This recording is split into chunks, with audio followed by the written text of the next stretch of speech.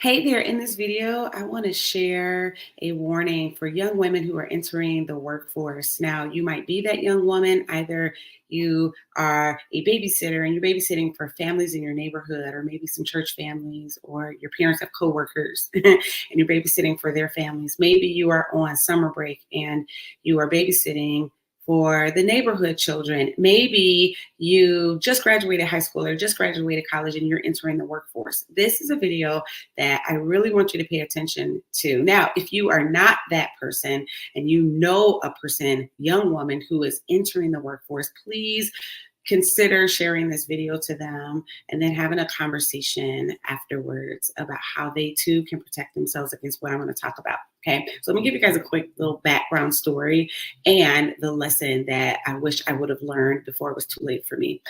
I'm going on this journey where I'm asking God to change my heart back to the sweet, loving, pure heart that I once had back in my early 20s. And the question that I ask him in my prayer time isn't so much, why am I like I am now, that I'm in my late 40s, but it's more, help me to understand, God, what happened and where I shifted and where I changed. So last week I had a dream and the Lord really revealed something to me. In the dream, he reminded me of an incident that happened when I was in my early 20s. So I'll be quick with this story, but story time with Auntie Kelly, I guess. I used to work for my local county government, and I was the youngest employee there. I had just gotten the job when I was 19 years old. So I worked for my county government from the time I was 19 until I think I left, however old I was in 2021. It was like 25 years or something like that, maybe longer. But I had worked for my county government and I was the youngest employee there. I remember I was finally started making real money. I had real benefits I was still a teenager and I had real benefits at my county job.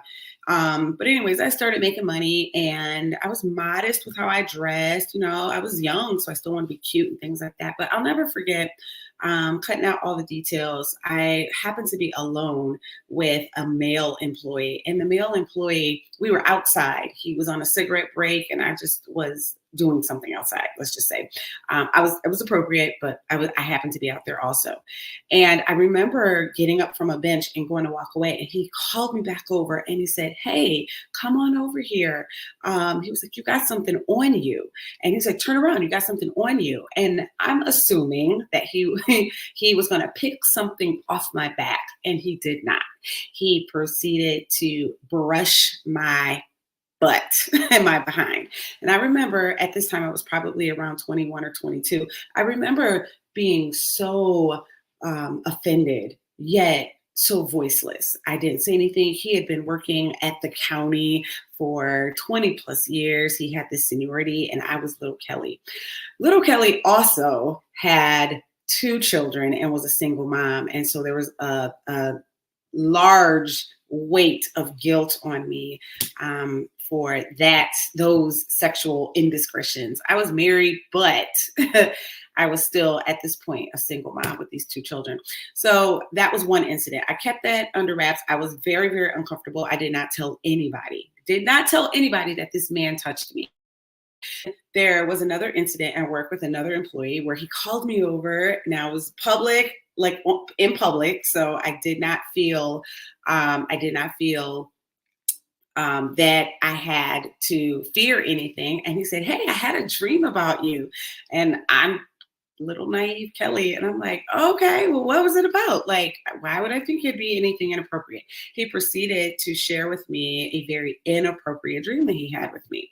And I remember being so stunned, like, oh my goodness, first of all, who talks to a coworker like that? And oh my goodness. So of course, I didn't say anything to anybody. I didn't know that I should or that I could say anything to anybody, and I kept that in. Approximately a month or so after that, the main supervisor called me into his office and he immediately told me, "You are not in trouble." Okay, well, why am I in here? And he asked me if I had ever been touched inappropriately by any of the staff. And then he also asked me if any of the staff have ever said anything inappropriate to me. So immediately I thought about the time that the one employee brushed off my butt. then and then I thought about the employee who told me about this very, very inappropriate dream that he said that I was a part of. And I told the supervisor, who was a male, I looked him in the face and I was like, no, no. Now, hindsight, I knew they had video cameras everywhere. There were video cameras everywhere. And so they could see everything, they could hear every conversation, but I told him no. And I remember his face. He looked at me and he said, you're the youngest employee here, so we're looking out for you. And it was a moment where it wasn't like a supervisor. It was a moment where he was probably being like a uncle or a big brother or maybe even fatherly. And he said, you are the youngest employee here. We are looking out for you. If anybody ever says or does anything inappropriate, I need for you to say anything. Okay. All right. So I never said anything, but I always remember that conversation. And nobody's never done anything inappropriate to me since then. Never. Everything was very appropriate. All right. So fast forward, I had this dream, and my husband interprets dreams. And he and I were talking about this dream. And so I shared with him about this incident. And then in that moment, I had another memory. I had a flashback. I talked about working at my county government starting at 19 years old. That was not my first job. My first job, I was 14 years old and I worked in a nursing home. Here in Ohio, you can work at 14 years old as long as it's no more than 3 hours a day, a certain amount of hours a week. And I had to be done working by 7:30 at night. So this job at the nursing home in the kitchen, it satisfied those requirements. I remember I was in the kitchen with some other woman at 14 years old, and the supervisor, who was a big man, just like football player type build, big man. I remember he walked into the kitchen and he was all giddy. I didn't think anything of it. I'm 14. And I'll never forget, he grabbed his magazine, a magazine binder folder thing that he had, and he opened it up and he said, this is what I look at when I'm at work. And he showed me a pornographic magazine. I'm 14 years old and I had never seen anything like that, but I knew that it wasn't right. But I also did not say anything. So this is where I get to the warning for young women. My life has been impacted greatly by some of the sexual indiscretion done by men. And we hear, say something, they'll believe you, but maybe there is a part of us that thinks that that's not true. And I just really want to let you all know that because nobody ever told me that, my mom never told me. My dad never said, hey, if, you're going to be working with adults, if anybody ever says or does anything, please go tell somebody. Nobody ever said that to me. And I would even go a little bit further and say, my mom, she used to also work for the county. We didn't work there at the same time, but we worked at the same place. My mom, she worked at the same place with that same person and others like him, because he was like that. And I know there were others like that, but they never said anything to me. And I was never warned, watch out for this person and watch out for that person. I so wish I was warned. I so wish that I was encouraged to speak up against something that made me feel uncomfortable. And so I really want to let you know that I want you as a young woman to please go tell. Make sure you tell. Find a relative, find a friend, find somebody at your church that you can tell. Because what happened to me, and I'm about to cry about it, but what happened to me over the many years as a result of that, it impacted my self-view. It impacted how I thought people were to treat me, men. It impacted the validity of what I say. It impacted so much in so many areas. I didn't speak up for myself at work, even until I left. I'm self-employed now, but even until I left my job at the county where nobody was sexually harassing me, I felt that I could not speak up. And I want you to know, do not be like me. Do not carry the weight of something that was done wrong to you because you don't know if you should say anything. If it makes you have butterflies in your stomach, go tell. If it makes you think less of yourself, go tell. please, nobody told me that I should not have to be faced with any of that. No, like nobody should be touching your body. I know that, but why did I freeze? Right? I don't know, and I can't go back and change things, but I want to warn you.